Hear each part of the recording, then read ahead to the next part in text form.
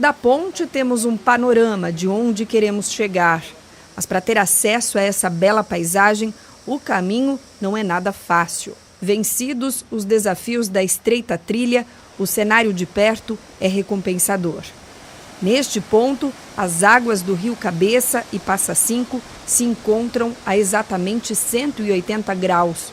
Ângulo nada comum, segundo os pesquisadores. Vindas de Itirapina e Itapé, ao se unirem, criam forças, ultrapassam a barreira rochosa e seguem o fluxo até desaguarem no Rio Corumbataí. Mas não é somente essa confluência que atrai estudiosos para essa região. Estamos pisando em um exemplo disso. Essas enormes pedras não estão aqui à toa e nem há pouco tempo. Análises geológicas indicam quase 100 milhões de anos. Essas rochas elas ajudam a contar a evolução do planeta. E a gente estudando locais como esse, a gente consegue ver como que o clima, como que o ambiente, como que os continentes foram mudando ao longo de milhões de anos, ajudando a gente a entender a história da Terra. Então, por isso que esses lugares são tão importantes, a gente vê eles como locais muito relevantes para a gente guardar como patrimônio realmente do território.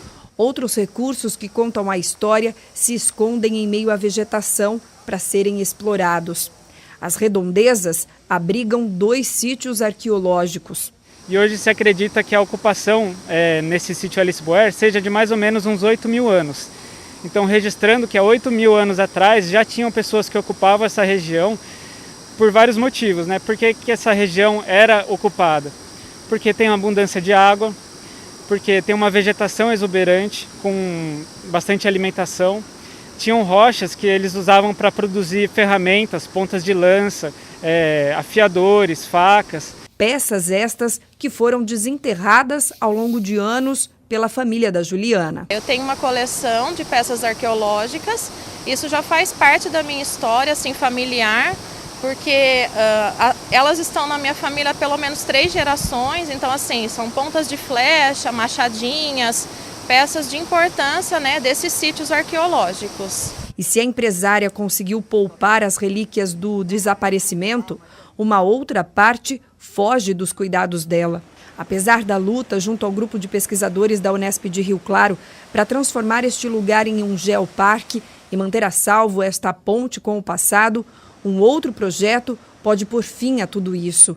A cidade de Ipeúna foi apontada em um estudo preliminar realizado pela Prefeitura de Piracicaba como local ideal para a construção de uma barragem. O projeto executivo foi aprovado pelo governo do estado de São Paulo. Antes de dar início à construção, o Departamento de Águas e Energia Elétrica precisa aprofundar as informações e elaborar laudos técnicos.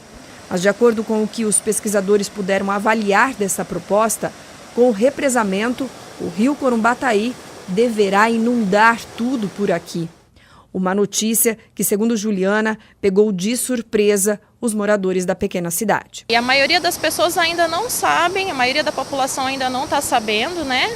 Então eu acho importante ter um trabalho de divulgação e discutir um pouco mais a respeito disso, né? Uma barragem como essa vai afetar toda a região aqui, todas as ocorrências, né? Um local como esse aqui vai desaparecer. Então a população tem que entender e pensar quais os benefícios reais dessa barragem para a população de toda a bacia, né? Então quem que vai utilizar a água dessa barragem, quais os municípios serão beneficiados com essa barragem e os impactos que essa barragem deve causar. De acordo com o projeto apresentado, a barragem construída neste ponto ajudaria no abastecimento de água de 9 municípios pertencentes à região metropolitana de Piracicaba. Algo que, segundo os pesquisadores, seria muito difícil de acontecer. A questão é que essa barragem está sendo construída na parte mais baixa da bacia hidrográfica. E essa água, por gravidade, ela só poderia ir para as cidades que estão abaixo desse ponto, que no caso é Piracicaba. Né? Então a gente não pode dizer exatamente que todos os municípios da bacia vão ser beneficiados com essa água, porque para levar essa água daqui para as cidades que estão rio acima, você gastaria muito recurso para a construção de bombas e sistemas de armazenamento. Então a analogia que eu fiz é como se você tivesse um prédio de 9 andares e construísse uma caixa d'água no primeiro andar. Então essa água ficaria disponível para quem mora no primeiro andar, e para quem mora do segundo andar para cima, precisaria ter um sistema adicional de bombeamento para levar essa água para lá. Para o Rafael, que passou quase toda a formação de geologia escavando este local em busca de respostas, transformar este espaço em água somente será como apagar o passado. Esse sítio, esse local e essa região tem um potencial educativo bastante grande e a gente faz visitas de mapeamento e de descrição dessas áreas durante o curso, mais de uma vez ao longo do curso. E então a supressão e o alagamento dessa área iria impedir o estudo, né, o uso dessas áreas com esse potencial educativo, e a gente teria que buscar novos locais de estudo para estar usando para o curso de graduação em Geologia. De acordo com especialistas no assunto, é preciso pensar em maneiras de dar um respiro aos municípios em períodos de crise hídrica. Mas para nossa região, existem outras soluções até melhores que a construção de uma barragem.